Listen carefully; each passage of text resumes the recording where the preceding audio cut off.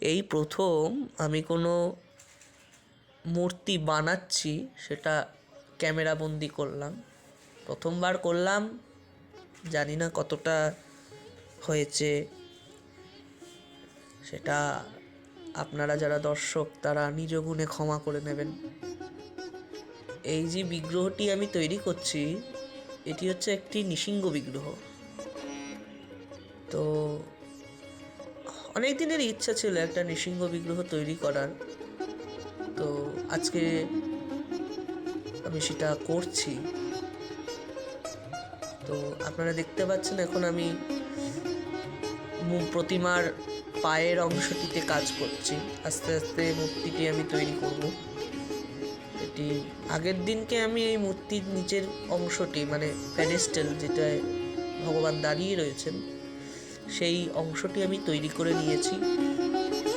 গোঁজগুলো আমি আগের থেকে গেঁথে তৈরি করে রেখেছিলাম, যাতে কোনো রকম কোনো অসুবিধা না হয় মূর্তি তৈরির সময়। কী হয়, কাঁচা অবস্থায় যদি আমি সেটা করতাম তাহলে একটু অসুবিধা হতো, বারবার করে হেলে যেত। তো সেই জন্য আমি আগের থেকে এই অংশটি তৈরি করে তারপর আজকে বাকি কাজটি করছি। একদিনে হবে না, এটা মিনিমাম 7 দিনের মতো সময় লাগবে আমার তৈরি করতে। আজকে পায়ের অংশটা এবং উপরের অংশটা আজকে তৈরি করব, হাতের বাহুগুলো তৈরি করে রেখে দেবো। তারপর এটি শুকোলে তারপর মুখ এবং হাতের অংশগুলো তৈরি করব। দেখতেই পাচ্ছেন এখন মোটামুটি পায়ের অংশটা আস্তে আস্তে আকার নিতে শুরু করে দিয়েছে, হাঁটুটা তৈরি করছে এখন। যে কোনো মূর্তিতে প্রতিমার যে অবয়বটি সেটি খুব গুরুত্বপূর্ণ হয়। তার আমরা যখন কোনো প্রতিমা তৈরি করি তখন হস্তপদাদি সব মানবিক তৈরি করি, কারণ কি আমরা ভগবানকে তো সবসময় চাক্ষুষ আমরা দেখতে পারি না, তাই মূর্তির প্রয়োজন হয়।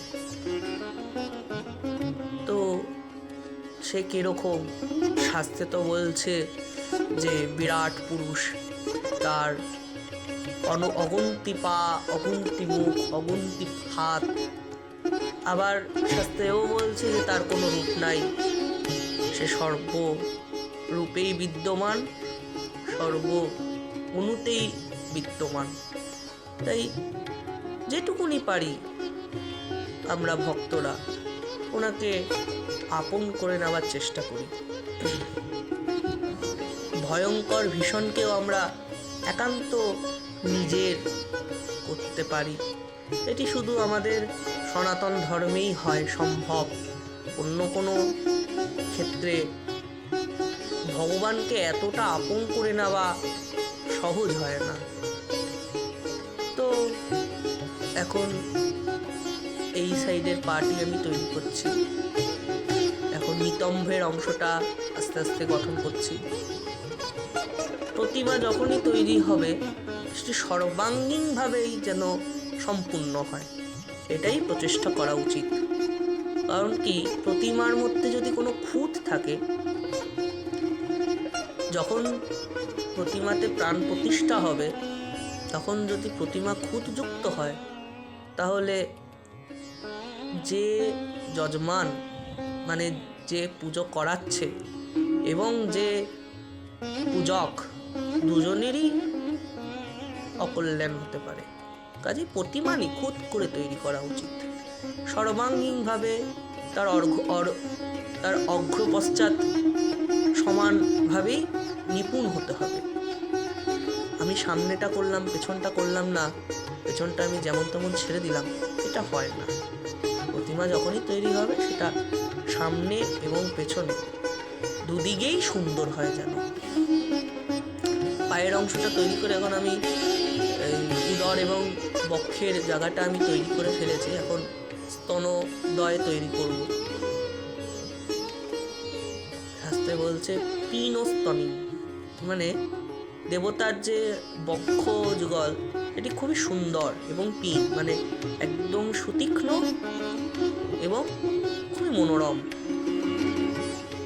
তো সেই ভাবনাটাকেই কাজে লাগাতে হবে। মূর্তি যখন তৈরি করব তখন যেরকম ধ্যান মন্ত্রে বলছে ঠিক সেই রকমভাবেই আমি তৈরি করব। এই ধ্যান হচ্ছে, এই যে আমরা পুজোর আগে ধ্যান করি, এই ধ্যানটি কোনো ঋষি হয়তো সেটি দর্শন করেছে, সেই রকম দেখেছে তাকে, সেটি তার ভাষায় সে বর্ণনা করেছে। আমরা তো প্রত্যেকে ভগবানকে চাক্ষুষ দেখতে পারি না, তার কিরকম রূপ, তার কিরকম বর্ণ আমরা তো বুঝতেও পারি না। যারা দেখেছে তাদের কথা অনুযায়ী আমরা তাকে তৈরি করার চেষ্টা করি।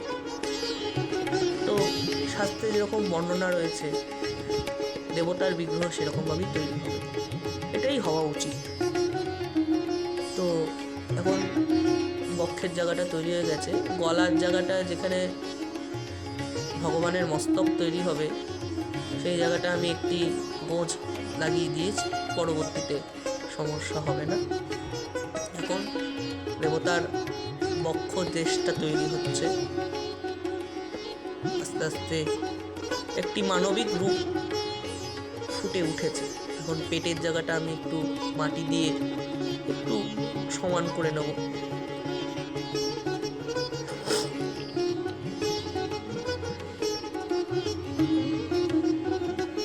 আস্তে আস্তে রূপ নিচ্ছেন শ্রী নরহরি। নৃসিংহদেবের আরেক নাম নরহরি। নরহরি কারণ অর্ধেকটা উনি নর মানে মানুষ এবং অর্ধেকটা উনি হরি অর্থাৎ দিব্য, ওনার দিব্য রূপ। ওই জন্য তাকে বলছে দিব্য সিংহ, মহাসিংহ ইত্যাদি নামে তাকে ভূষিত করা হচ্ছে। আস্তে আস্তে এই জায়গাটি আমি তৈরি করে নিয়েছি, এখন হাতের জায়গাটা আমি তৈরি করব।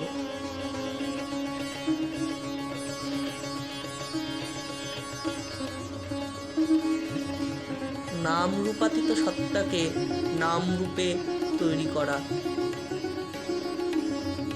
একটি আশ্চর্য এবং আমার খুব ভালো লাগে।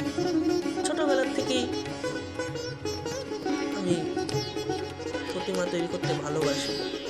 এখন গলার অংশটিও আমি তৈরি করে ফেলেছি এবং নৃসিংহদেবের একটি ধ্যান অনুযায়ী ওনার অষ্টভুজ, উনি 8টা হাত, তো সেই 8টা হাতের বাহুর অংশগুলো আমি তৈরি করে ফেলেছি।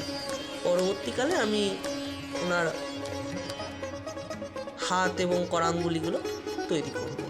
আপাতত এখন এটি সম্পূর্ণ করলাম, এরপর মুখ এবং হাতে পায়ের কাজগুলো শেষ করলে প্রতিমা সম্পূর্ণ হবে। আপনারা বুঝতে পারছেন